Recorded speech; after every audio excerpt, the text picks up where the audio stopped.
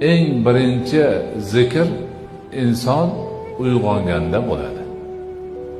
Uxlab yotuvdi, uyg'ondi, ko'zi ochildi, o'zini demak uyg'onganligini bildi, hayotga qayta, yana qaytganini his qildi. Chunki uxlaganda hech narsani bilmay yotgan edi.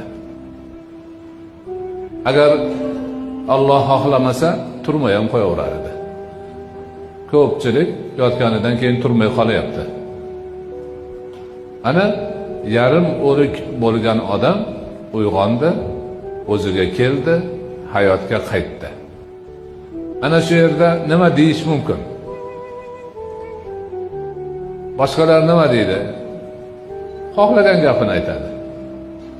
Birov yana ozgina uxlasam bo'lardi deydi. Birov voy kech qolgan-u, falon yerga borishim kerak edi deydi.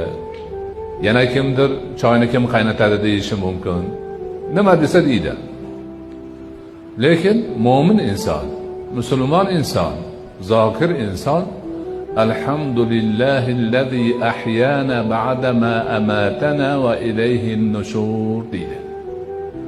Ma'nosi, bizni o'ldirganidan keyin qayta tiriltirgan Allohga shukrlar bo'lsin va faqat u zotni o'zigagina yig'ilib borish bor.